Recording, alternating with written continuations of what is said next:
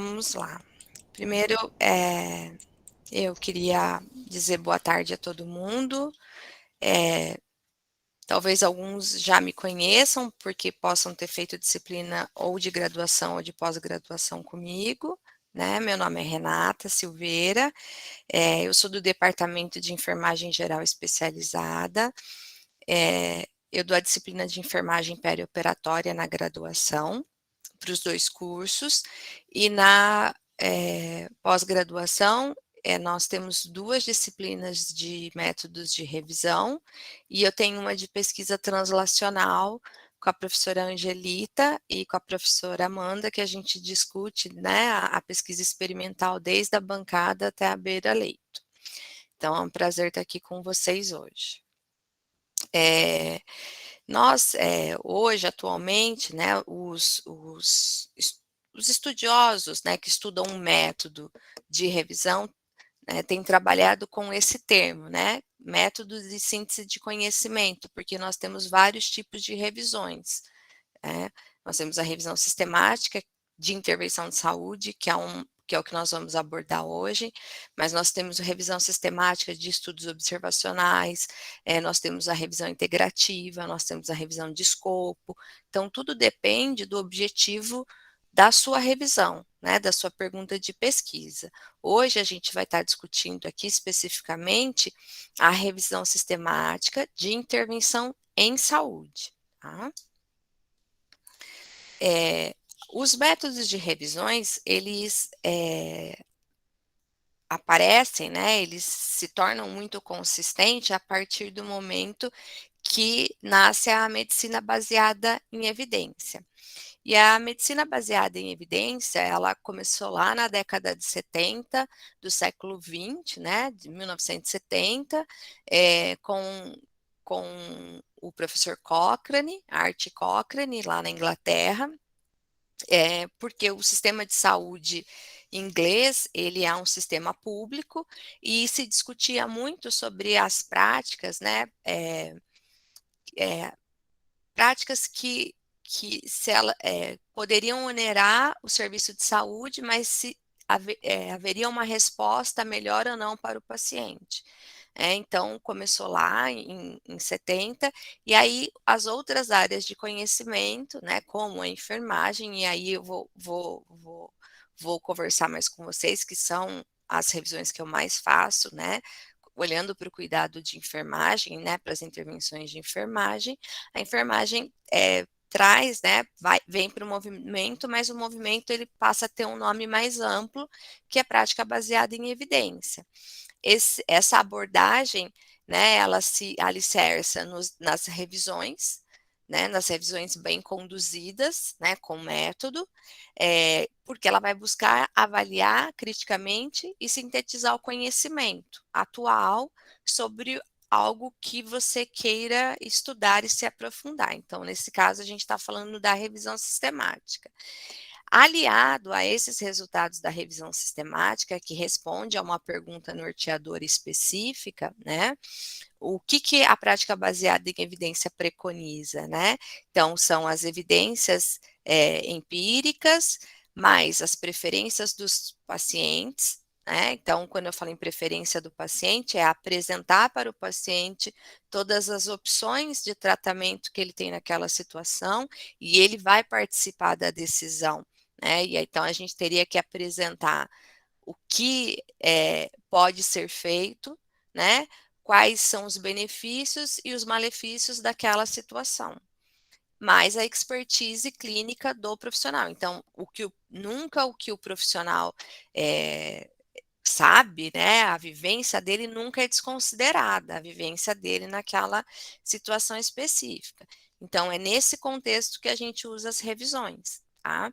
Ainda a gente não tem, por exemplo, um currículo acadêmico nacional ou mesmo políticas de saúde onde o paciente vai participar do movimento decisório, né, da decisão pelo tratamento. São poucos hospitais que trabalham com essa filosofia, são hospitais privados, né, hospitais privados diferenciados, onde o paciente assume todo o custo, e isso tudo é apresentado, né? Então, a gente tem vários hospitais privados grandes, né, que trabalham em conjunto com outros hospitais internacionais e tem os protocolos, né? Assim, eu trabalho mais com oncologia, então isso é muito claro, né? Então, o passo a passo, né? Não ser uma coisa única, mas o paciente participar de algo no tratamento dele, né? Então a gente teria que pensar aí, né? Quem aí está novo de carreira, pensar em investir, né? Como que a gente vai educar a nossa comunidade para ela entender que ela é um ser ativo no tratamento dela e não um expectante, né? E que o profissional ele tem que fazer as revisões, tem que sintetizar o conhecimento e incorporar isso na prática clínica dele, tá? Então, isso é só uma leve historiar para vocês de como que se começaram a fazer as revisões. Eu trabalho mais com o referencial da Cochrane, eu não tenho nenhuma revisão registrada na Cochrane, né, conduzida dentro da Cochrane. A Cochrane é uma fundação, né, que ela sustenta a prática, ela alicerça a prática baseada em evidência, é uma das mais importantes, né, só que para você conduzir uma revisão dentro da Cochrane, né, com o auxílio deles, e aí você usa toda a ferramenta que eles possuem, você tem que ser aceito por eles. Então, você tem que propor algo, uma síntese de conhecimento que não tenha sido feito e que o grupo daquele assunto queira, tá? Então, é assim que a gente faz uma revisão dentro da Cochrane, né? E aí nós temos duas publicações, que é uma do protocolo, daí tem a publicação na revista da Cochrane, né? E você pode publicar numa versão mais short, numa revista que teria interesse naquele escopo, tá? Então, quais são as diferenças de uma revisão sistemática, se eu falar da Cochrane, né? Se eu disser que eu usei o referencial teórico-metodológico da Cochrane, eu tenho que usar esse handbook. O handbook, ele é online, gratuito, todos vocês podem acessar. A última versão publicada dele é em 2019, mas ele já teve atualização até 2021 no handbook online, tá? Mandatoriamente, eu tenho que ter a publicação prévia do protocolo. Então, quando eu entro nos grupos da Cochrane, né, e como tem sido muito difícil eu desenvolver revisões dentro da Cochrane ou dentro da Joanna Brinks, que é uma outra instituição, né, eu tenho a gente tem visto muita revista que aceita a publicação de protocolos de revisão.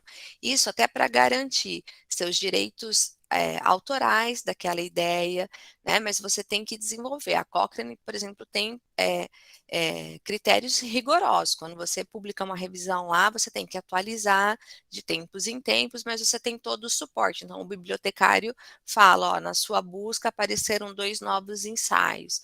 Né? Então, você tem um suporte que te auxilia na condução dessa revisão. Né? Quando a gente faz sozinho, a gente tem que estudar toda a metodologia e compreender o que é uma estratégia de busca, o que é uma base de dados, como que eu faço os comandos, né? E fazer isso da forma mais transparente possível. Não só revistas publicam, né, protocolos, como também eu tenho algumas bases, né, de uma plataformas que me dão o DOI, me dão um número de registro, que é uma das exigências do Prisma, que é o checklist para a gente publicar, é ter o número de protocolo.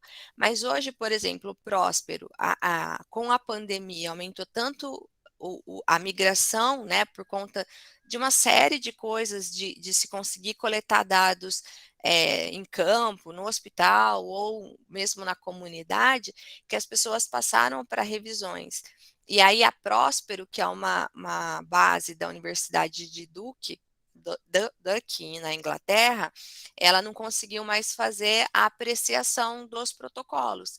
E aí ela deixa bem claro hoje que você publica o protocolo e eles não se responsabilizam pelo conteúdo. Então, se há itens errados ali, se você tem coisas inapropriadas no seu protocolo, eles não se responsabilizam por isso, tá? É, eu preciso, né? Outra característica de uma revisão sistemática de intervenção de saúde pela Cochrane e de uma revisão sistemática de uma forma geral é uma busca bastante sensível, né, e específica voltada para a minha pergunta de pesquisa, mas eu não posso restringir nem idioma e nem ano de publicação. O ano de publicação, a única coisa que justificaria seria ou eu atualizar uma revisão, né, que está desatualizada, ou algo que foi, isso começou, mas eu não preciso usar esse limite nas bases de dados, porque isso fragiliza o meu rigor metodológico, tá? Então, essa é uma característica essencial de uma revisão sistemática.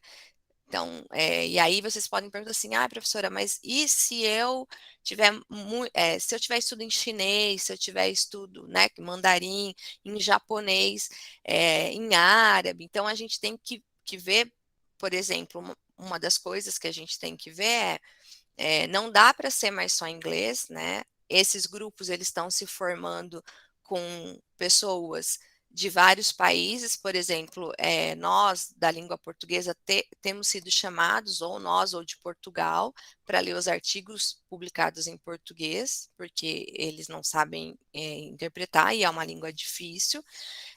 Eles têm no grupo deles pessoas que são árabes e falam inglês, né, para fazer as reuniões, chineses, e aí eu tenho que sempre olhar para o que eu vou estudar, né, e se o quantitativo de estudos do que eu quero sintetizar é muito grande em outras línguas, eu tenho que, de alguma forma, incluir esses estudos e avaliá-los, tá? Não tem como dizer assim, olha, eu vou só incluir numa revisão sistemática, porque a intenção de uma revisão sistemática é a exaustão da literatura sobre aquele assunto, tá? Além disso, a seleção e extração de dados por pelo menos 2 avaliadores independentes sempre. Eu nunca faço sozinho. Eu tenho 2 pessoas que vão extrair os dados, que respondem à minha pergunta, e um terceiro para resolver o conflito. Então, eu tenho que sempre, nesse protocolo, eu já tenho que prever uma equipe. Eu trabalho com uma equipe hoje de pelo menos de 6 pessoas. Por que 6? As publicações internacionais elas estão muito caro para nós, né? Se você consegue mandar para uma revista, a gente está tentando agora uma chamada especial do Journal of Clinical Nursing, não tem taxa, ok, né? Mas as revistas nacionais não aceitam mais do que 6, né? E você precisa de 2 pessoas para fazer. Às vezes eu trabalho com 2 pessoas especialistas em busca, né, em como fazer a busca, em transportar, em 2 pessoas especialistas no método, e aí, e no geral, eu acabo orientando e tirando os conflitos como terceiro. Então, eu tenho que pensar na minha revisão, até assim, às vezes eu coloco o estatístico dentro da minha equipe, porque ele vai me ajudar. Eu convido um pesquisador, a gente está com uma revisão agora de catéter venoso central de longa permanência, que a gente convidou a pessoa que mais pesquisa em enfermagem, o que eu queria sintetizar, para participar da nossa revisão. E a pessoa aceitou desde o começo, né? Avaliou o protocolo, a gente mandou em inglês, depois vai fazer a revisão final, tem participado. Então, quando a gente olha para essa revisão, a gente tem que olhar isso a priori, tá? Muita gente vem me procurar, mas depois que fez tudo, e aí ninguém quer refazer o que não ficou adequado. Então, a gente tem que pensar lá na idealização do processo, tá? Uma outra característica é que às vezes as pessoas confundem muito, né? Isso está muito claro no handbook da Cochrane. Eu até recebi eh, um parecer sobre uma revisão sistemática dizendo que a gente tinha errado por fazer, que estava errado fazer a busca em bancos de teses e de dissertações de mestrado, né? Mas na verdade, uma revisão sistemática, você tem que garantir que você tentou, de todas as formas obter os estudos sobre aquele assunto. E até uma situação que a gente vê, né, porque às vezes tem tese, a gente tem uma política de publicação internacional aí que às vezes nem tudo a gente consegue publicar e para uma revisão sistemática é importante você ter estudos que tenham encontrado, né, que tenham sido bem conduzidos, mas às vezes não encontrou um dado que respondia da forma que esperava, não conseguiu uma amostragem, mas você precisa daquele estudo, né? Até por isso que a gente faz o gráfico de funil na revisão sistemática para ver se tem viés de publicação, porque se tiver viés de publicação é porque tem muito estudo que não foi publicado por conta de que ele deu dados diferentes daquele esperado. Então, isso é uma coisa que a Cochrane discute muito. Ó, manda e-mail para os autores que estudam aquela temática. Hoje a gente tem como procurar na Scopus quem que é o maior, a pessoa que mais publica naquele assunto, entre em contato com ele, olhe, se a dissertação não está publicada, né, o mestrado e nem o doutorado não está publicado, você deve incluí-lo, isso é chamado de literatura cinzenta, tá? Então, tem que se incluir a literatura cinzenta, porque você diminui o viés de publicação. Tá? Aí muitas pessoas falam assim: ah, mas não passou pela revisão de pares. Mas se você fizer todas as etapas adequadas da revisão, você faz a avaliação da qualidade metodológica do estudo e o estudo vai ficar muito visível, né? Você vai na síntese e você traz aquele dado. Tá? Então você mostra que você buscou tudo que existia sobre o assunto, né? A avaliação do risco, que hoje é de viés para os ensaios clínicos randomizados, que são os estudos que devem ser incluídos numa revisão de intervenção Cochrane, né? O que ela permite uma revisão de intervenção da Cochrane? Os randomizados ou quase randomizados. Para o randomizado é o ROB, né? O Risk of Bias, que é a ferramenta 2.0, é uma ferramenta atualizada, está disponível, gratuita, e tem o Robbins Intervention, né? Que são aqueles estudos que não têm uma aleatorização adequada, ok? Eu só estou de olho no meu celular aqui, que eu estou morrendo de medo de cair a, a internet e tá falando para. Acho que não, não caiu.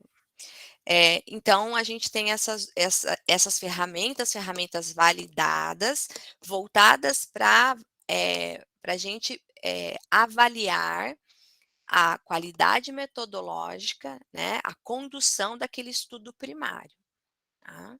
Eu não posso ter uma opinião pessoal, né? Ah, é um bom estudo ou é um estudo ruim. Não, eu tenho que ter um guia, né, algo que me direcione no que avaliar e como avaliar. Então, a Cochrane, ela disponibiliza essas ferramentas, mesmo eu não fazendo uma revisão Cochrane, eu posso usá-las e é até esperado, tá? E a atualização constante. Então, aqui a gente, só retomando, a revisão sistemática, ela vai olhar para a eficácia de uma intervenção na área de saúde, tá? Então, eu só posso falar em eficácia porque você vai comparar A com B, e aí nem sempre você vai conseguir ver eficácia, porque se você não tiver ensaios clínicos que avaliaram da mesma forma, na hora da meta-análise, a gente não consegue fazer a meta-análise, né, que é a análise estatística dos estudos. E aí eu não consigo chegar nessa fase. mas a revisão sistemática, eu vou fazer uma revisão sistemática descritiva, eu não consigo fazer comparações, tá? Mas se eu fizer uma pergunta de pesquisa que eu compare A com B, ou se o meu controle, né, ele é um controle um pouco mais aberto, por exemplo, na minha revisão sistemática da livre docência, eu comparei, eu sabia que eu queria obter, olhar para o curativo, né, mais efetivo no controle de infecção relacionada a catéter. E eu sabia que era o curativo impregnado de poliuretano impregnado de clorexidina. E aí eu comparei com o que era o cuidado padrão, né, no ensaio clínico, que geralmente o ensaio clínico, principalmente na enfermagem, a proposta de mudança da prática, ela faz a mudança comparada àquilo que era o cuidado padrão, então gaze, fita adesiva, ou poliuretano sozinho. Então, na hora de eu fazer essa união, eu não posso unir estudos que compararam, por exemplo, clorexidina e gaze. Eu, o eu tenho que comparar os estudos que só, que fizeram iguais, tá? Tem que é aquela história que é famosa, vocês já devem ter ouvido, eu não posso misturar maçãs com laranja. Eu só posso avaliar maçãs com maçãs e laranjas com laranjas, tá? Por isso que eu tenho a pico. Então, os estudos têm que ter critérios, né, de elegibilidades claro e reproduzíveis. Eu tenho que ter ferramentas que avaliam criticamente a qualidade metodológica desses estudos, como eu falei para vocês, o ROB ou Robbins, e a síntese do resultado conforme o protocolo, né, já pré-determinado, eu já tinha um protocolo, eu não posso me desviar desse protocolo, e além disso, reportando os itens essenciais que o Prisma traz para a gente, o checklist Prisma, tá? Atualmente, a revisão sistemática. Alguém quer fazer alguma pergunta? Tá ok? Vocês estão me ouvindo bem? Vendo bem? Sim, professora Renata, Oi. eu ia dizer que tem algumas perguntas aqui já. Tá. A Cê, pessoa, você gostaria de. pode, Bárbara, Bruno e. Bárbara Bruno fez uma pergunta e José Henrique da Silva também. Se vocês quiserem fazer diretamente com a professora. eu respondo, e daí a gente já vai tirando, às vezes, a dúvida de todo mundo.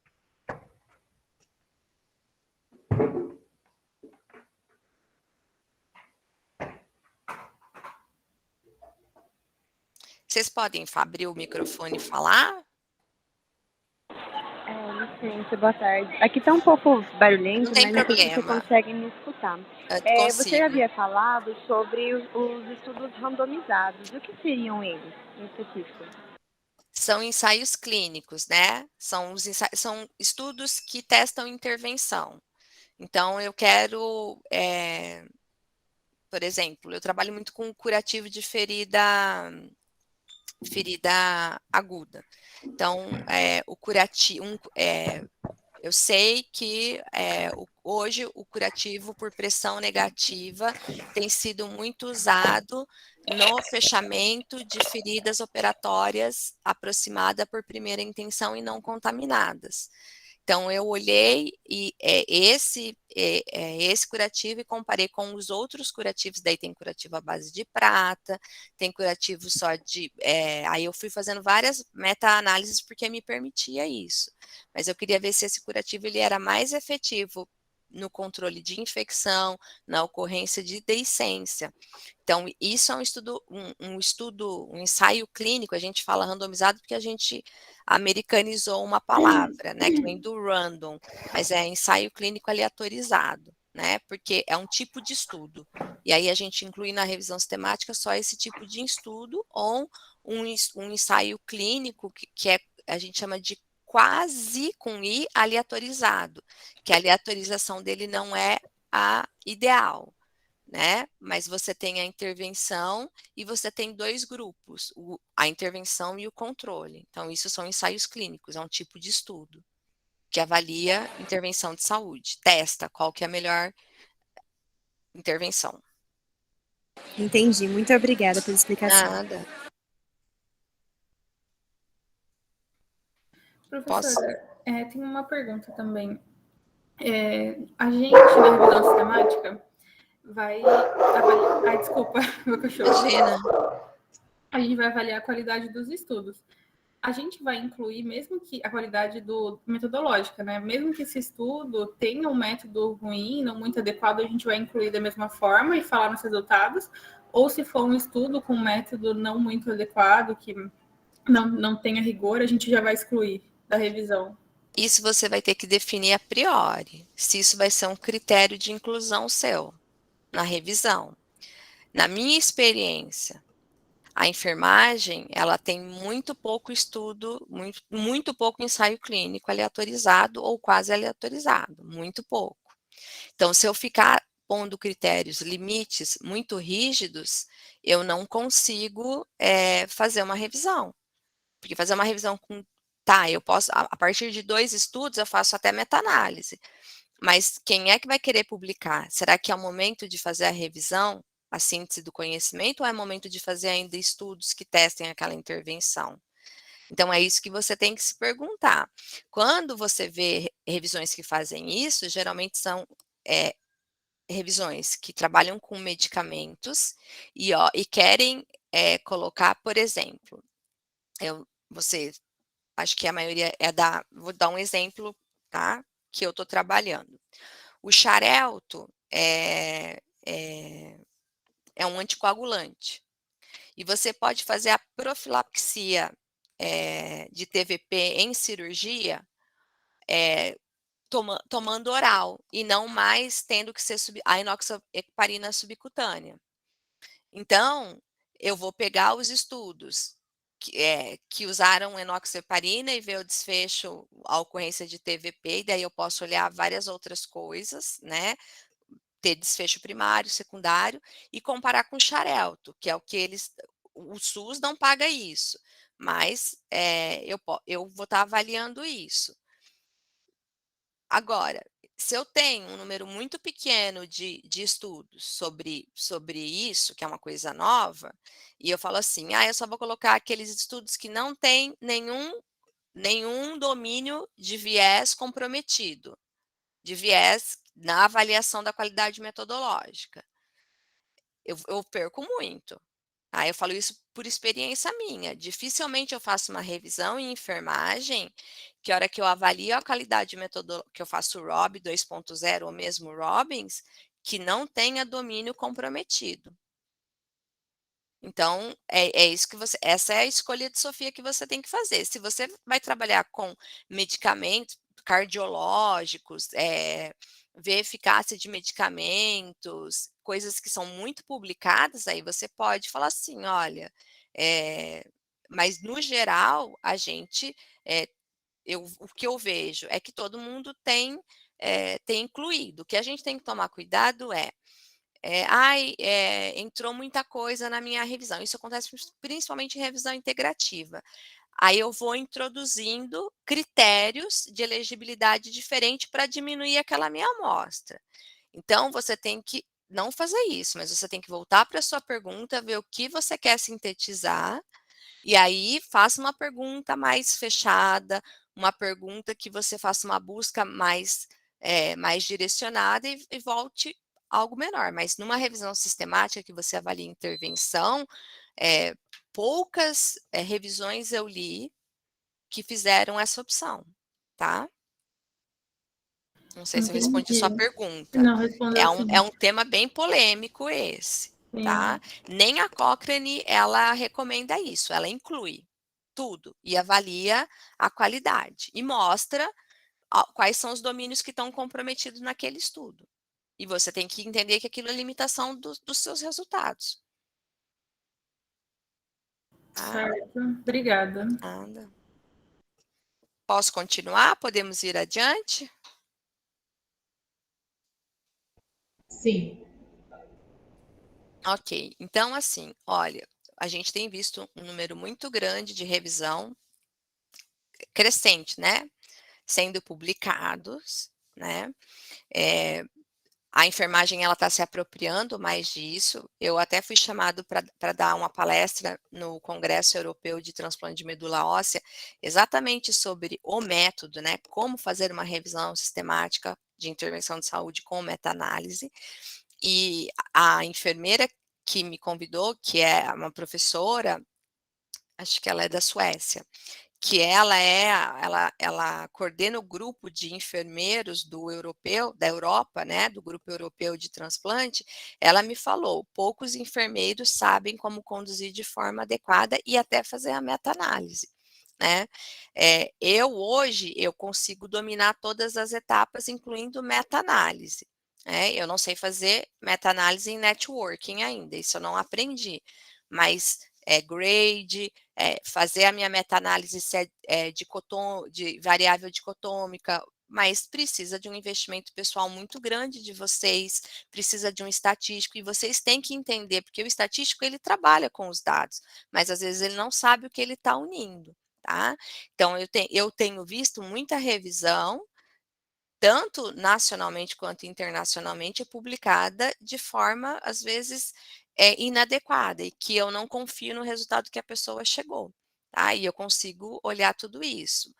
Mas de qualquer porque houve uma crescente, demanda por revisões sistemáticas nesses 2 anos de pandemia, né, porque pelos motivos que a gente já comentou. Então ela a revisão sistemática é o melhor, com menor viés e racional caminho para organizar, selecionar, avaliar e integrar as evidências de pesquisas oriundas da crescente literatura médica e de saúde.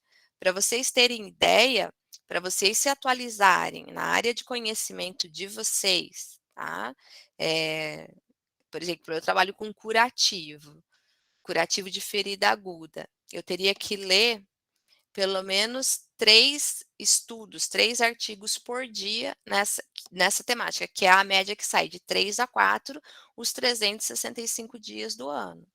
Então é uma tarefa muito árdua. Então vocês veem a relevância de uma revisão. Uma revisão às vezes chega a ter 35 estudos sintetizados, né. Então você principalmente para quem está lá na prática clínica, você dá uma síntese bem feita, confiável, você, ajuda a mudar a prática clínica, tá.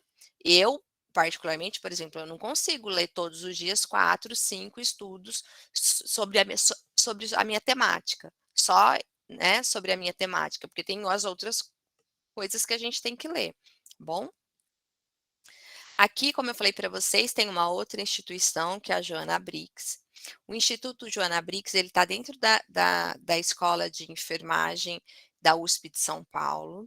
Eles têm cursos, são 2 cursos anuais, primeiro e segundo semestre, é um curso pago, que porque a Joana Brix, para você ter acesso ao sistema deles, você tem que pagar, né.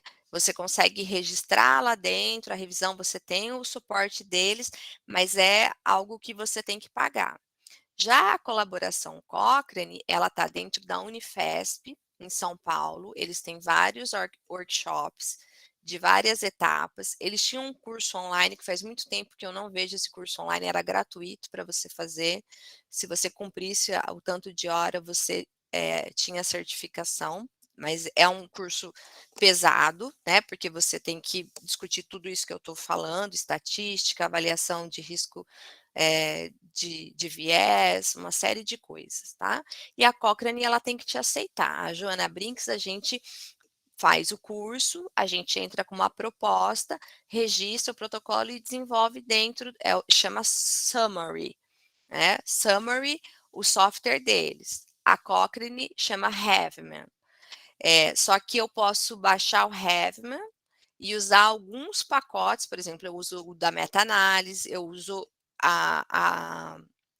agora está separado porque a ferramenta é o Rob 2.0, o Excel do Rob 2.0, o Excel do Robbins, tá? Isso tudo é gratuito, tá? Diferente da Joana Briggs. A Joana Brinks, eu posso usar as ferramentas de avaliação de qualidade metodológica dos estudos por tipo de delineamento. A Joana Brinks, ela tem um olhar para a revisão sistemática que eu posso incluir todo tipo de estudo que responda à minha pergunta de pesquisa. Tá?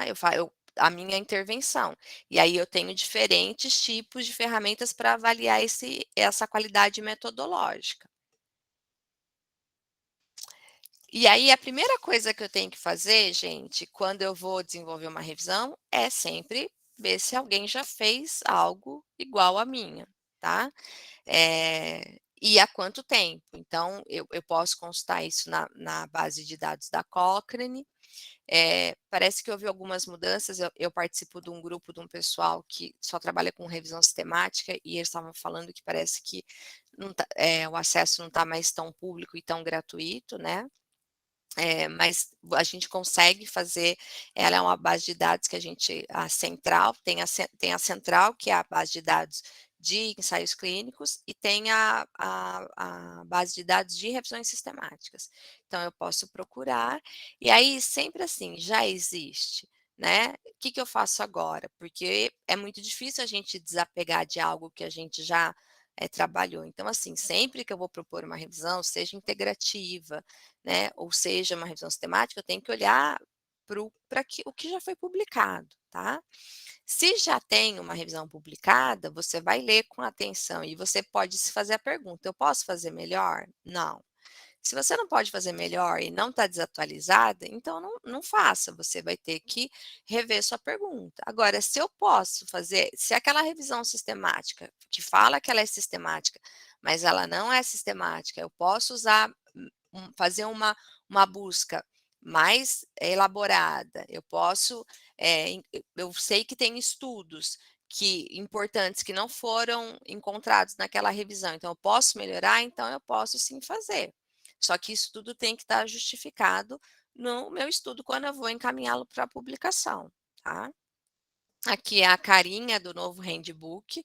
Eu ainda tenho apego a papel, apesar de usar muito hoje o online, mas eu comprei o livro, você compra pelo Amazon, não é tão caro, mas eu tenho o livro, se alguém um dia precisar fazer alguma cópia, ler alguma coisa, mas o handbook online, ele é gratuito e ele tem todas as informações e vocês abrem com muita facilidade, tá? E aí a gente vai falar agora sobre as fases da revisão, né? Então, a primeira fase da minha revisão é a construção do protocolo. Né?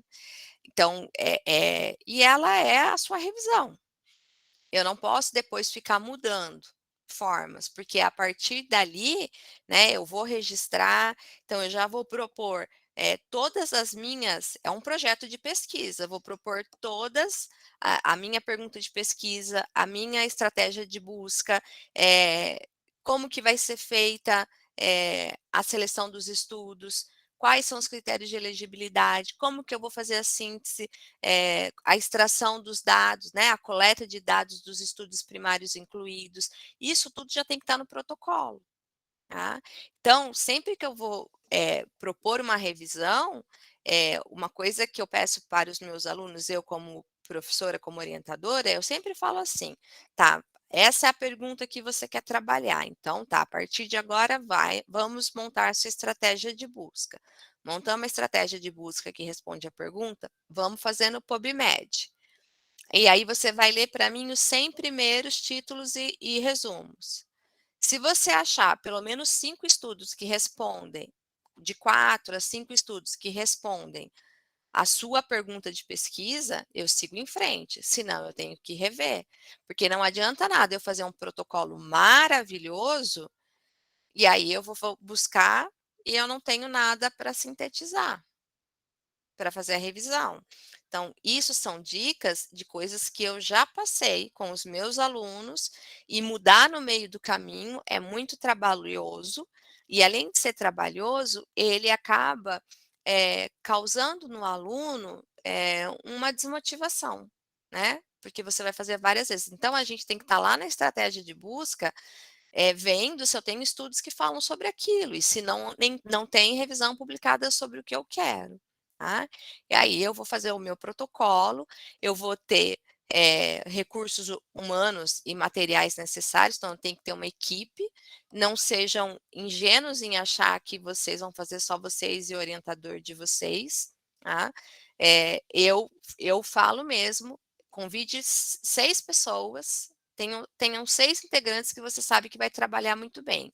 Pessoas que dominam a temática, pessoas que dominam o método e pessoas e um estatístico, uma pessoa que seja muito bom em estatística.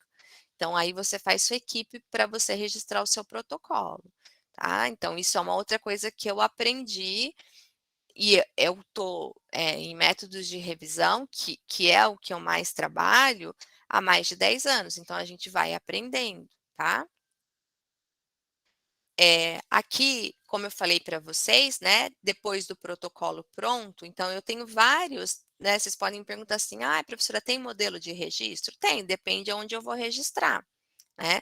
Como eu falei para vocês, na Cochrane eu tenho que achar o grupo sobre que pesquisa temática. Então tem o grupo de anestesia, tem o grupo de feridas, e aí eu tenho que perguntar para o coordenador do grupo, né? Lá tem um formulário que eu mando que eu quero pesquisar, se eles têm interesse ou não. Tá? O Próspero, ela está dentro da National Institute for Health Research, que é o NIS, né, da Inglaterra, o sistema de saúde da Inglaterra, mas ela está com esse problema que eu falei para vocês e ela tem um formulário próprio também.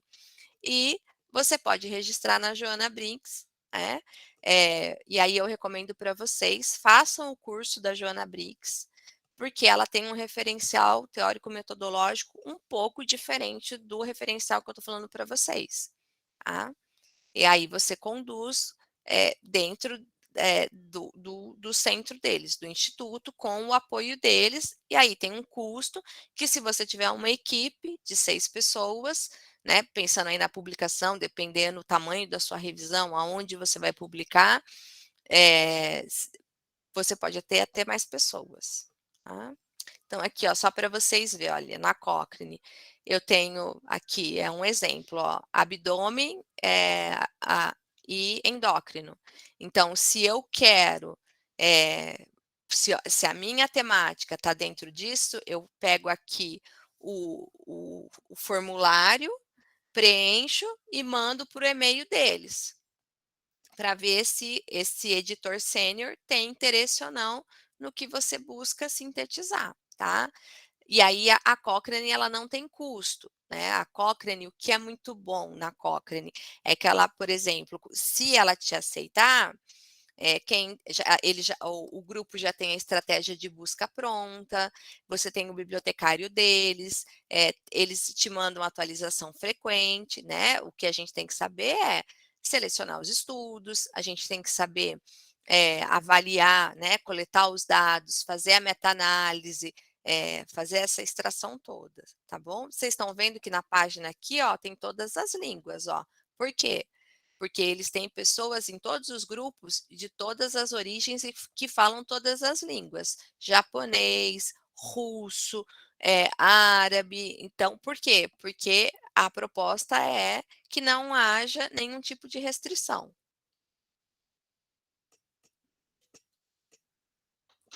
Tá? Aqui é um outro, por exemplo, ó, quem trabalha com a professora Maria Célia, por exemplo, quer trabalhar com injuries, trauma, né? Aí ele descreve bem aqui, né, como que é, como se deve fazer a política de registro e para quem mandar o e-mail, tá? Então, isso a gente tem que ficar fuçando dentro da plataforma da Cochrane, tá? Uma outra opção é a OSF, né?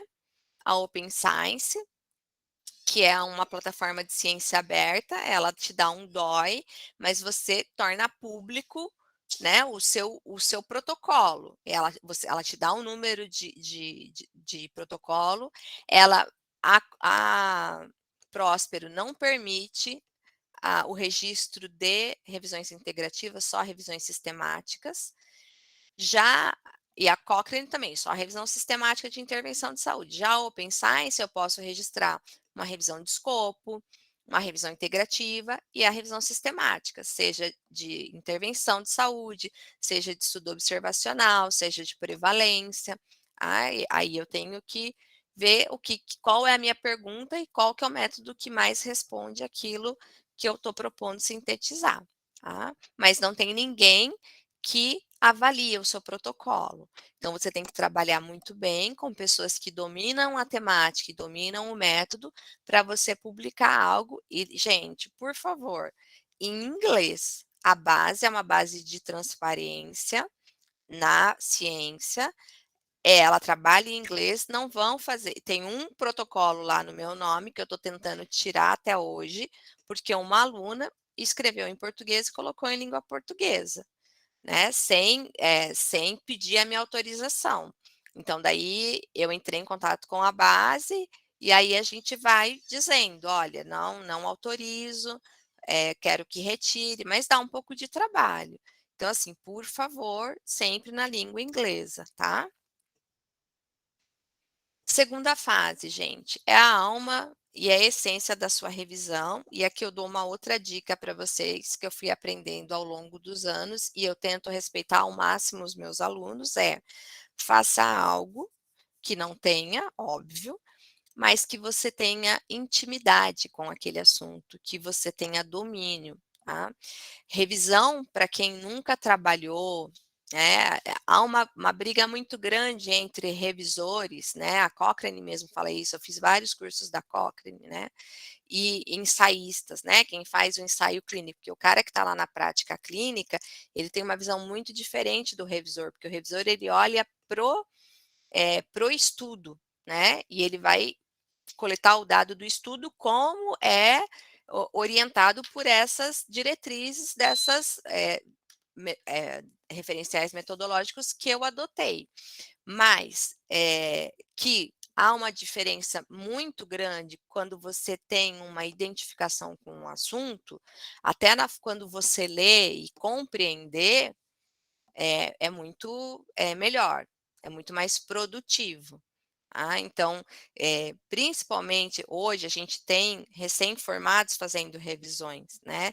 Então você vai ter que se aprofundar naquela temática, você vai ter que entender, porque para você ler o estudo e entender as conclusões e tudo, não é só um método, a revisão sistemática, mas sim até como que ele propôs a intervenção, como ele testou. E quando a gente não tem essa proximidade com a prática clínica, eu vejo que há mais dificuldade, tá?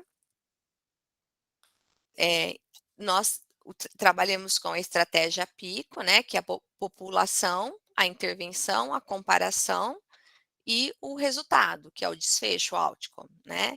Então, aqui é o paciente, é o problema da revisão que eu quero trabalhar, a intervenção, o tratamento a ser investigado. Você vai delimitar aqui o comparador, né? Nós, da enfermagem, trabalhamos muito com o cuidado padrão, porque a gente tem muitos ensaios clínicos, por exemplo, sobre eu quero identificar o curativo mais efetivo para a prevenção de infecção em catéter venoso central. Mas eu não tenho a gente não trabalha mais com o termo padrão ouro, né? A gente trabalha com o termo padrão referência. Por que padrão referência? Porque o ouro dá a sensação de algo estático. Então, a própria Cochrane tem trabalhado, dito para a gente não falar isso, a evidência ouro, né? Porque o que hoje é o mais recomendado, amanhã pode não ser, porque o conhecimento ele é dinâmico e pode mudar esses paradigmas, tá? Então, eu trabalho, por exemplo, com uma intervenção um pouco mais ampla, curativo, em tal tipo de catéter, em tal paciente. Então, curativo, em ferida operatória de cirurgia eletiva abdominal de paciente oncológico. Eu quero ver qual é o mais efetivo. E a comparação, o cuidado padrão. Então, tinha alguns que usavam o pressão negativa, curativa de pressão negativa, com o fita adesiva e gaze. E aí eu posso fazer a meta-análise, se eu tenho mais do que 2 estudos que fizeram essa comparação idêntica, né, do cuidado padrão, eu posso fazer a meta-análise. Por isso que eu tenho que ter muita, porque eu não estou misturando coisas diferentes. Eu estou olhando para a mesma intervenção, para o mesmo tipo de curativo, com o mesmo tipo de controle, tá? A terceira fase, então, é a busca desses estudos, né? A busca ela tem que ser sensível e específica, por isso que é muito importante essa pergunta estar muito clara para você, o que você quer, né? Que é o objetivo da sua revisão. Tem que ser utilizada uma estratégia ampla e aqui, gente, a literatura cinzenta inclui material publicado e não publicado. Isso é Cochrane, tá? Ela orienta você a fazer isso. Então, se você estivesse desenvolvendo uma revisão dentro da Cochrane, você trabalharia com a Gray Literatura, tá? E ela deve incluir bases de dados eletrônicas. Dificilmente, como a gente pode fazer, por exemplo, usar o Google Scholar como literatura cinzenta, né? Vocês podem ver que até o fluxograma do Prisma mudou hoje por conta disso. Eu não preciso mais fazer essa busca manual em periódicos, eu preciso atualizar isso e peço desculpas. Mas, que exemplo eu vou dar para vocês? Eu posso ter revistas que têm uma publicação importante para mim que não está indexada nas bases de dados. Eu trabalhei muito tempo com transplante de medula óssea. O Jornal Brasileiro de Transplante não é indexado, mas no Google Scholar eu encontro os artigos. Tá? Uma outra coisa que eu não posso deixar de fazer e aí se eu tenho dúvida em como fazer essa estratégia, onde buscar, olhem lá para o novo fluxograma do Prisma, que foi publicado em 2020 por Page e colaboradores com o professor Moher, ele mostra aonde você vai procurar, né? Tem lá já pronto para a gente o fluxograma, então, como que eu identifico, como que eu seleciono, como que eu tiro os duplicados, tá? E depois que eu fiz toda a seleção dos meus estudos, né, que eu tenho os estudos incluídos na minha revisão, eu vou olhar para a minha referência de estudos, desses estudos incluídos, e ver se tem mais algum estudo que eu poderia incluir ou não. E fiquem muito atentos para isso. Se vocês começarem a identificar um número muito grande de estudos nas referências que não apareceu na sua busca, tem algo de errado na sua busca. Você vai ter problema para publicar essa revisão, tá bom? Então, isso é uma coisa que tem que ser feita, é mandatório, e ela até te mostra se a sua estratégia de busca está sensível e específica para o que você está buscando, tá? E aqui, gente, a Cochrane, ela fala, olha, se o mestrado não está publicado, eu incluo, se o doutorado não está publicado, eu incluo. Ela fala até se eu tenho um ensaio clínico, se eu tenho um estudo que comparou intervenções e foi publicado como relatório de conferência, né, como resumo, eu incluo, tá? Qual que é o problema, gente? Isso a própria Cochrane sabe. Resumos, na hora de você avaliar o risco de viés, quase todos os domínios ficam indefinidos, porque não está descrito, porque você tem um número de palavras para os relatórios. Então, o que você pode fazer é contatar o autor para ver se você tem resposta, nem sempre a gente tem. E isso tudo tem que estar descrito no seu método, que você fez isso. E eu posso também optar como critério de elegibilidade de não incluir resumos. Eu não coloco isso, sabe? Eu busco, eu vejo o que vem. É muito raro, né? Na Scopus ainda, quando a gente busca na Scopus Web of Science, ela traz muitos relatórios, né, de conferência. Mas é muito raro um enfermeiro, né, quando a gente está trabalhando aí com cuidados em saúde dentro da enfermagem, publicar um ensaio clínico dentro de um relatório de conferência. Tá? Então, às vezes, a gente fica colocando um monte de limite, achando que eu não vou encontrar um monte de coisa, que eu vou encontrar um monte de coisa e eu preciso ter cuidado. Na verdade, a gente tem que fazer uma coisa mais ampla mesmo, tá? Eu tenho trabalhado como gerenciador de referência o EndNote Web, que ele é gratuito, tá?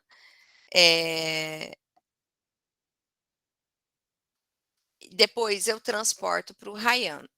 Tem pessoas que já transportam direto para o Ryan.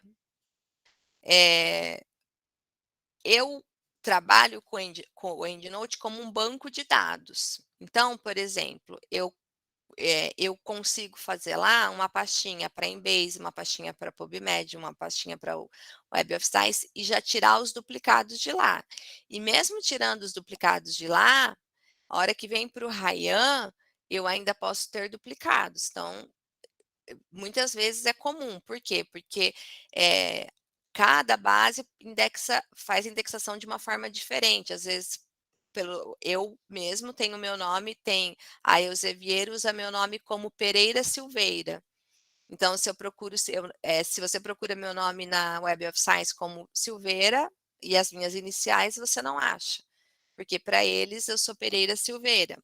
Então, isso é complicado. E aí, na hora de identificar, ele vai ver o mesmo estudo, ele vai, o EndNote não conseguiu identificar, mas o Ryan consegue. E aí a gente tem que, isso tudo tem que estar tudo muito bem documentado para o Ryan, tá? Quem tem a possibilidade de ter um EndNote desktop, eu não obrigo os meus alunos, porque é um investimento alto. Mas quem tem é melhor e até a gente tem artigos sobre como atualizar a estratégia de busca usando o EndNote desktop, tá? Antigamente ainda existe essa plataforma que é a Covidence. A Covidence ela foi comprada pela Cochrane. Ela é uma plataforma que te ajuda a fazer, ela te dá o prisma pronto, ela te ajuda a fazer a seleção cega, como a seleção dos estudos, né? Se eu incluo ou não por 2 revisores de forma independente, o Ryan também consigo. Só que a Covidence ela começou a cobrar. Ela não cobrava, eu fiz a minha docência nela. É uma boa plataforma, ela é fácil, simples, mas o Ryan também é. E o Ryan tem até em forma de aplicativo que vocês podem baixar no celular de vocês e trabalharem depois offline, se vocês baixaram todos os resumos, tá? E aí vocês vão ganhando tempo. E aí depois a gente tira o cegamento e vê os conflitos. E o terceiro revisor vai resolver os conflitos. Então, são ferramentas hoje. Antigamente, a gente fazia tudo isso na mão. Hoje, a gente tem ferramentas, tá? Precisa ser um EndNote, professora? Não. Pode ser qualquer gerenciador de referência que você tenha intimidade. Eu tenho aluno que gosta do Zotero. Tá? Tem aluno que trabalha bem com o outro, e tudo bem. Tá? O Ryan ele aceita praticamente, eu acho que todos os gerenciadores de referência para você exportar para a plataforma. Renata, eu como orientadora, até para se a gente vai resgatar, tem dúvida de número depois no fluxograma, eu gosto sempre de pôr primeiro no gerenciador e depois no Ryan. A gente resgata os números de uma forma mais confiável e atualiza a busca para publicação também de uma forma mais confiável, tá? A quarta fase, então, seria a seleção dos estudos, né? Então, eu vou ter dois revisores, vão entrar no Ryan, os dois vão estar cadastrados. O Ryan, qualquer plataforma que me dê acesso de forma cega, né? Eu não sei o que o outro está escolhendo, eu só sei o número de estudos que eu tenho que revisar.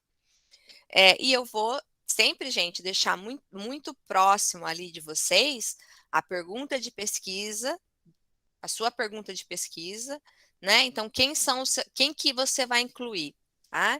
E sempre na dúvida, uma coisa que eu falo assim, por experiência com os meus alunos, não tem o resumo, só tem o título, não vão atrás da publicação, que vocês perdem tempo. Isso, incluam como na leitura na íntegra e depois vocês, porque às vezes só pelo título eu não consigo, eu só consigo assim, pelo título. Eu trabalho só com adulto, curativo em adulto, daí lá tá bem claro assim, curativo em neonato, daí eu sei que aquilo não, aí ok, mas eu só posso, o título, eu só posso eliminar por título algo que é muito gritante assim, que não tem nada a ver com a minha população. Mas se não tem um resumo, eu vou ter que incluir para leitura na íntegra, tá? Então eu tenho que ter sempre próximo a mim e eu tenho que fazer uma calibragem entre os dois revisores sobre esses critérios de elegibilidade, porque a compreensão tem que ser a mesma, bom? E aí eu vou falar se o estudo entra, se ele não entra, ou talvez. O talvez é complicado, porque de qualquer forma, quem vai resolver é o terceiro revisor como conflito, tá? Mas evitem de colocar muito maybe, porque daí não vai aparecer como conflito, na hora que vocês abrirem o cegamento. Tá? Aqui, ó, eu já trouxe para vocês um exemplo do fluxograma do Prisma que ele nos dá hoje. Hoje mudou. Aí vocês têm que usar esse daqui. Acho que a publicação agora está 2021, ó, da BMJ. Então, aqui tem a identificação dos estudos por meio de bases de dados e registros e por outras vias. Então, aqui fala, ó, Google Scholar, ProQuest, I'm sorry. Database de teses, e aí a gente tem que ler o artigo para entender o que é isso, tá? Então, aqui, ó, os duplicados, os que foram encontrados por base de dados, tá? Quantos eu li título e resumo, depois que eu tirei os duplicados, quantos foram excluídos, tá? E aí, quantos foram elegíveis, né? Aqui são encontrados por outras fontes. Que aqui as outras fontes seriam, por exemplo, nos estudos elegíveis, quais foram incluídos pela referência, tá? E aí, aqui os meus, esse daqui foi aqui está uma forma de escrever não adequada, tá? Então, quando eu falo população inadequada, eu dou pro parecerista fica muito genérico. Então, eu tenho que dizer que a população não atende aos critérios. Então, eu tenho que ser o que está escrito lá como critério de inclusão vai ter que estar aqui no motivo da exclusão, tá? Então, tipo de estudo inadequado. Então, não eram ensaios clínicos ou tantos estudos eram observacionais, tantos estudos eram relatos de caso. E intervenção inadequada, eu também tenho que falar, olha, não avaliou o curativo, ou o curativo não era de ferida operatória, o curativo era de acesso venoso periférico, tá? Então, e isso daqui tem que bater com o meu método, a descrição do meu método, dos critérios de elegibilidade. Senão, eu vou receber, o revisor vai me falar que eu estou errada, e ele tem razão, tá? Aqui é um outro exemplo, tá? Tem vários tipos de fluxograma. Aqui é de uma revisão integrativa que a gente não fez busca na literatura cinza, e aí só em base de dados, tá? Aqui a gente já trabalhou, ó, estudos com população idade média inferior a 18 anos, com delineamento de pesquisa. É que a palavra inadequada, ela tem uma interpretação na língua portuguesa muito complicada, mas na verdade a gente tem que ser mais claro, né, que o delineamento não é um ensaio clínico, não é um estudo de coorte, tá? Aqui, ó, a intervenção, ó, que não avaliar a prevenção e tratamento relacionado ao catéter venoso, tá bom? Então, a gente tem lá o prisma, né, o statement, e além dele me dizer como eu tenho que escrever ele tem um checklist me dizendo todos os itens que eu tenho que escrever num artigo de revisão, ele me dá esses fluxogramas prontos. E hoje, eu não indico a ninguém ficar criando fluxogramas novos. Eu usaria o que já é reconhecido mundialmente, tá? A quinta fase, então, é a avaliação crítica dos estudos, e aí, gente, isso vocês têm que tomar muito cuidado, tá? Que essa avaliação crítica são usando as ferramentas, tá? Você vai olhar para a metodologia dos estudos, você vai ter o ROB. O ROB, hoje, ele tem 5 domínios e ele vai te dar uma média, um score overall, né? Então, se aquele estudo tem baixo risco de viés, um risco de viés incerto ou um alto risco de viés, tá? Mas não é o que eu, Renata, acho. É o que a ferramenta, eu vou respondendo à ferramenta, ao formulário. Tá? A sexta fase é a coleta de dados, sempre lembrando que vocês têm uma pergunta de pesquisa para responder. Tá? E aí eu tenho que sempre ter uma síntese dos estudos que garantam que o leitor tenha uma ideia de como aquele estudo foi conduzido. Isso é muito importante. Nem sempre a gente vê o aluno fazendo isso. Então, eu preciso ter características mínimas do estudo, do desenvolvimento do estudo, que me façam compreender como ele foi conduzido.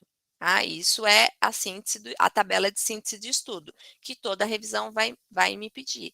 Tem muitas revistas, né? Se eu já souber que revista tem interesse pela minha publicação, ela dá para mim um modelo. Por exemplo, nós publicamos na Orne. A Orne, que é uma revista de enfermagem perioperatória, de enfermeiros de sala operatória, elas dão a tabela como elas querem que você colete os dados. Então, essas coisas têm que ser muito bem conversado com o orientador de vocês. Olha, qual é o escopo da minha revisão? Qual revista gostaria? Eu checo se aquela revista ela aceita a revisão.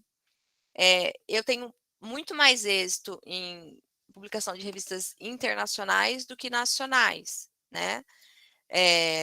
E aí, não sei dizer para vocês, mas até revisão integrativa a gente publica com uma certa facilidade em revistas que até não têm taxas, né? Então, vocês têm que olhar para o escopo e se aquela revista aceita ou não revisão, tá? Então, aqui, por exemplo, um exemplo de como eu trabalho, Renata. Então, características do estudo, características da população daquele ensaio, características da intervenção e características do resultado. Então, por exemplo, quando eu vou falar da intervenção, qual que é a intervenção? Quem foi o controle daquele ensaio? Quanto tempo durou? Qual o resultado primário que aquele estudo ia mensurar, né? Qual que é o critério que ele usou para mensurar esse resultado? Então, isso tudo eu tenho que saber. Tá? A análise estatística do estudo, como foi? Tá? Aqui é o ROB 2.0, que aí a gente faz essa figura aqui, né, dos artigos aqui. Então, por exemplo, foi uma revisão que a gente incluiu 1, 2, 3, 4, 5, 7 ensaios clínicos, e aí tem 5 domínios, né? Um sobre processo de randomização, e aí eu tenho um guia para isso, viu, gente? Como avaliar essa randomização, né? Que no português é aleatorização. Desvios das intervenções designadas. Então, naquele ensaio, houve alteração do grupo, que era o paciente que tinha sido aleatorizado para a intervenção, foi mudado a terapêutica para ele, falta de dados de resultados, mensuração, como que o resultado foi mensurado? De forma clara, objetiva, né? Então, mensurou infecção, qual foi o parâmetro dele para isso? Seleção do resultado. Se o resultado que foi relatado, você vê claramente que o autor ele selecionou estudos para responder da forma que ele queria a pergunta. Então, a gente tem esse tool aqui, eu acho que ele tem até um fluxograma que você vai para formar isso daqui, né? Para você ver se ele é de risco baixo, se é incerto, ou se ele tem alto risco. Então, por exemplo, aqui, esse Robson aqui, ó, porque isso daqui, quando eu faço o grade para saber a certeza da evidência em relação àquela intervenção, eu tiro ponto, porque eu tenho risco de viés nesses estudos, tá? A 7ª fase é a síntese dos dados, né, que o objetivo é você apresentar uma síntese clara desses dados, descritiva e, se possível, com estatística, que seria a meta-análise, se eu posso, né, fazer a meta-análise, se eu tenho estudos idênticos, né, tá? Hoje já não usa mais esse termo, né, ele só fala da descrição, né, tanto é que até mudou no Prisma antigamente, aqui embaixo tinha quantos estudos foram para análise qualitativa, que era a descritiva, e quantos foram para quantitativa, que era a meta-análise. Hoje eles já mudaram isso, tá? Que ele está falando quantos estudos foram incluídos e quantos registros foram incluídos, né? Reportes, né? Relatos, né? Que são estudos não publicados, que não estavam nas bases, tá bom?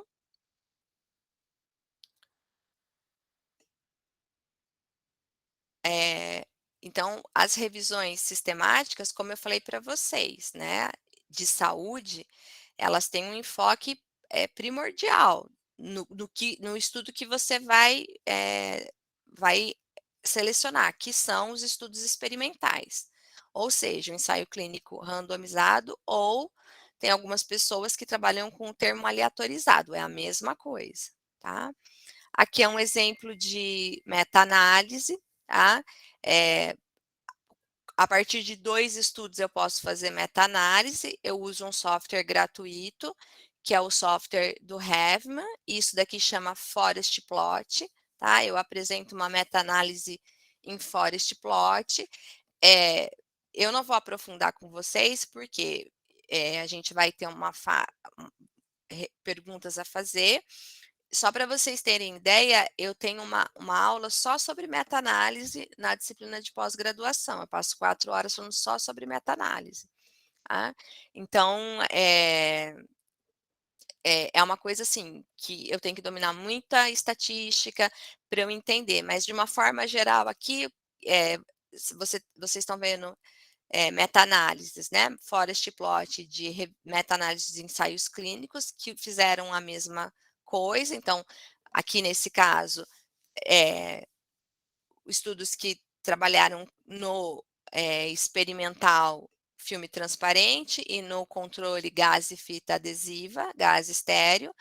Aí eu tenho eventos, o meu evento é o que eu estou olhando é infecção, ocorrência de infecção, e o total, porque eu trabalhei com uma variável que é dicotômica, eu trabalhei em infecção, sim ou não, aconteceu ou não aconteceu. Aí eu extraio, eu faço aí eu trabalho com risco relativo, né, porque eu sei que é a medida para ensaio clínico, os ensaios trabalham com risco relativo, apresentam essa estimativa estatística, tá? O modelo que o próprio software trabalha é o Mental Hassel, aleatório, tá? Por que aleatório, não é fixo? Aí tem um livro todo da Cochrane que fala sobre isso, mas é para você não controlar tanto, para que esse diamante meta-analítico não seja tão preciso, né? E aí eu posso ter um efeito que não é verdadeiro. Então, hoje a Cochrane tem falado para a gente trabalhar. A gente antes olhava para a heterogeneidade, para o I quadrado, e se ele fosse baixo, a gente usava um modelo fixo, porque os estudos não eram heterogênicos entre eles. Mas a gente hoje usa o modelo randômico, tá? Com intervalo de confiança de 95. Então, aqui a linha 1, o 1 é que não teve, para o risco relativo 1, risco relativo de 1 significa que não teve diferença entre as intervenções. A gente vê que tem o peso de cada estudo, e aqui o diamante meta-analítico, ele toca a linha 1, então esse P aqui, ele não vai ser significante, ó, é acima de 0, deu 0,67, eu tenho o intervalo de confiança, tá? Então, isso é um forest plot, para vocês terem uma ideia. Essa daqui também, ó, o diamante meta-analítico tocou a linha 1, no risco relativo 1 é 100, não há diferença. Então, também aqui, o filme transparente trocado a cada 10, 15 dias ou trocado a 2, 5 dias, a ocorrência de infecção, ela é igual, não tem diferença, tá? E aqui, esse daqui já, vocês veem que ó, o resultado, né, é 0,71 e o intervalo de confiança não toca 1, vai de 0,52 a 0,96. Então, o P aqui é 0,03, ele é significativo. Então, o diamante meta-analítico está a favor da intervenção, que é uma proposta que eles estão fazendo de aumentar o intervalo de troca. A gente tem uma preconização do CDC de trocar a cada 7 dias. Se o curativo estiver íntegro, sem sinais de sujidade, sem estar descolado, então troca a cada 7 dias. E aqui eles estão vendo que eu posso manter por mais tempo sem aumentar. Aqui, ó, o que eu vejo aqui, na verdade? Aqui é irritação cutânea, que é óbvio. Se eu descolar com maior frequência, eu vou machucar mais a pele, que esse é um problema que a gente tem no paciente transplantado, né? Você fazer escoriação por troca de curativo, ou muitos outros pacientes. Então, aqui ele fala que você trocar com uma frequência maior, você vai machucar menos a pele do que trocar com uma frequência menor. Né? Eu provei isso estatisticamente, 2 estudos apenas, concordo, para uma população bastante específica, ensaios clínicos. Mas aqui, ó, o que eu posso ver aqui, ó? Não deu significância, mas eu posso fazer uma interpretação aqui, ó. Se eu trocar a cada 10 ou 15 dias, ou trocar o filme transparente 2 e 5 dias, eu não tenho diferença na incidência de infecção. Tudo bem, são só 2 estudos para eu fazer uma afirmação desse tipo, tá? Mas é o que falta mais estudos aqui que avaliem essa frequência mais longa, né? A frequência de troca mais longa, falta, né? Mas eu posso fazer várias interpretações, tá? Então, aqui é uma outra, né? E aqui vocês podem ver, é tudo dicotômica, essa também é dicotômica. Quando eu trabalho com variável dicotômica, então aqui eu trabalhei com infecção, aqui ó, curativo de prata versus o curativo absorvente, né? Que curativo absorvente é tudo aquilo que você coloca sobre a ferida operatória, a gente pegou um referencial teórico para isso, né? Escreveu no método, e aí aqui a gente fez a meta-análise, né? Então, prata e absorvente. 3 estudos que fizeram essa comparação, mas a gente também não tem aqui um P significante, né? 0,08. Então, a gente vê que toca, ó, vai de 0,41 a 1,6, tá? Eu trabalho com eventos e total, quando é dicotômica, quando a variável é uma variável contínua, por exemplo, se o meu desfecho é idade, depende qual é o meu desfecho. No meu caso era infecção, aqui infecção de sítio cirúrgico. Aí a gente vai tirar a média, por exemplo, a professora Cristina Galvão trabalha com temperatura intraoperatória. A temperatura é uma variável contínua, porque eu tenho 35,1, 35,2, 35,3. Então, eu extraio a média e desvio o padrão.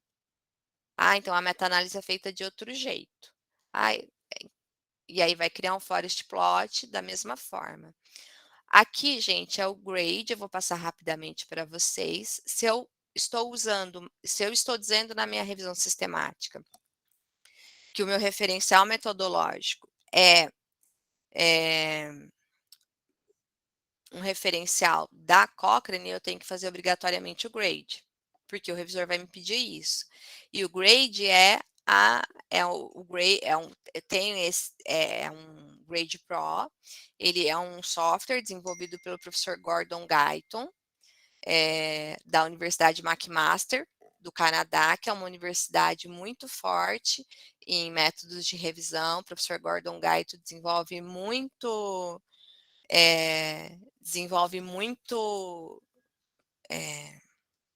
muito ensaios clínicos, é das pessoas que mais, ele já veio para a escola de enfermagem num CAPES autoestudos, né? É um médico cardiologista, tem muita publicação, um grupo grande, e ele construiu esse Grade Pro, esse software gratuito, que a gente faz essa tabela de certeza da evidência. A gente roda a meta-análise, né?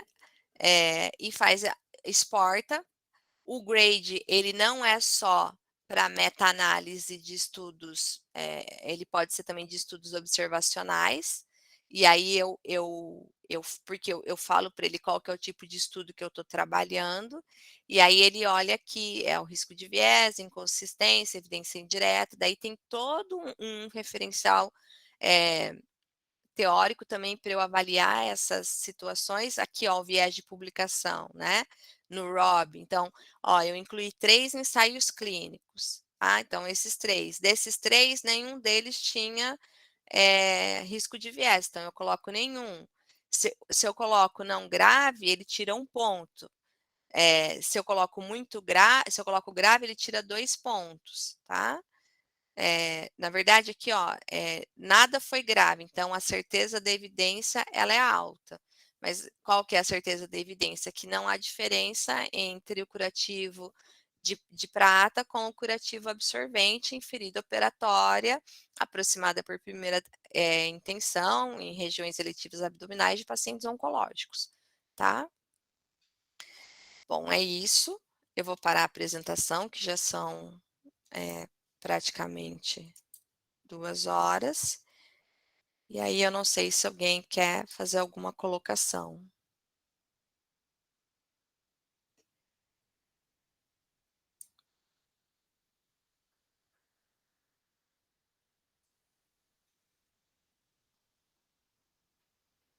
Eu estou online ainda, vocês estão me escutando? Alguém quer fazer alguma pergunta? Estamos sim, professora. Estou dando uma olhada no chat aqui. Eu acho que teve aquelas perguntas que foram respondidas. E aí eu queria saber se alguém quer perguntar mais alguma coisa.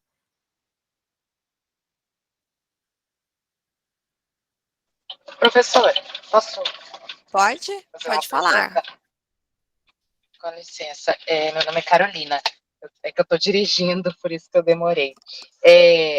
Eu queria perguntar se a senhora puder falar um pouquinho sobre essa questão do registro. A senhora falou do registro na USF, que eles dão o DOI, e aí eu fiquei um pouco na dúvida sobre isso. Em relação ao quê? É um registro. Você monta o protocolo e você deixa lá no portal aberto, quem quiser consulta, você põe o seu protocolo, sua equipe, e você pode sempre estar editando, e você tem um DOI. O que a OSF não tem? Ela não tem uma pessoa que vai avaliar o seu protocolo e dizer assim, ó, isso não está correto, mas pode ter comentários de outras pessoas sobre o seu protocolo. Então é a ciência aberta. Então, o DOI, ele funciona como um número de registro na OSF. Pode ser feito. Obrigada.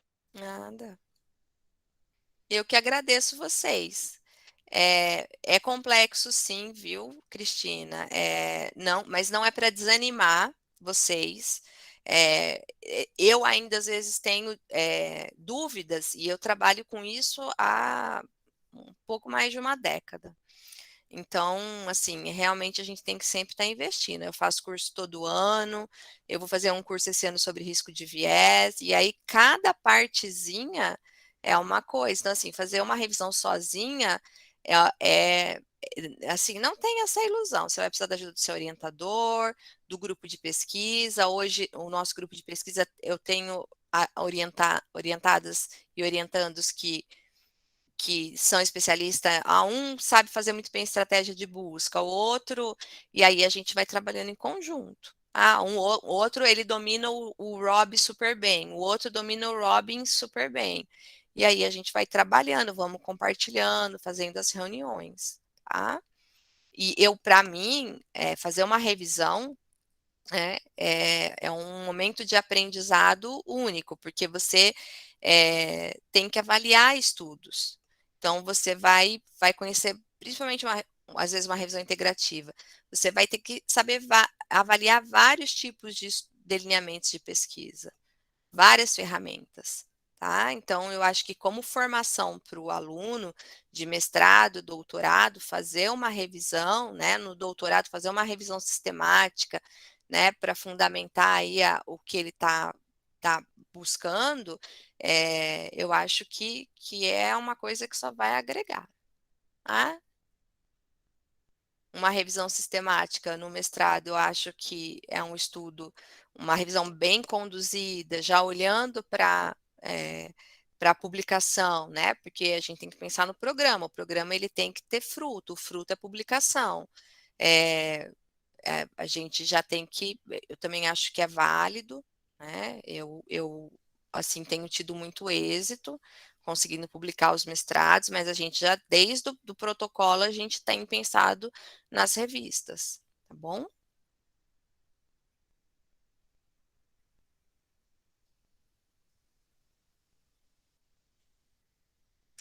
Imagina, eu que agradeço. Eu vou sair porque eu tenho que entrar num EQ. Mas eu estou à disposição pelo e-mail, às vezes eu demoro para responder, porque às vezes o volume é grande, né?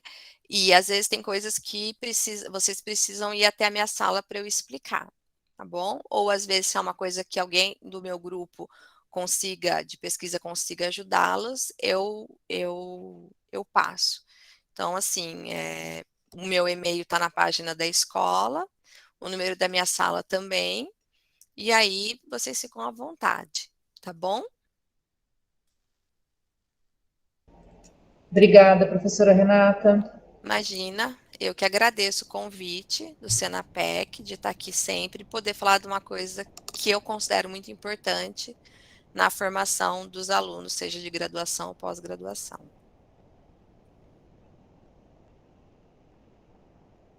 Lília, eu vou sair, tá bom? Tá ótimo, muito obrigada, viu? Imagina, obrigada a Um você pelo abraço. apoio.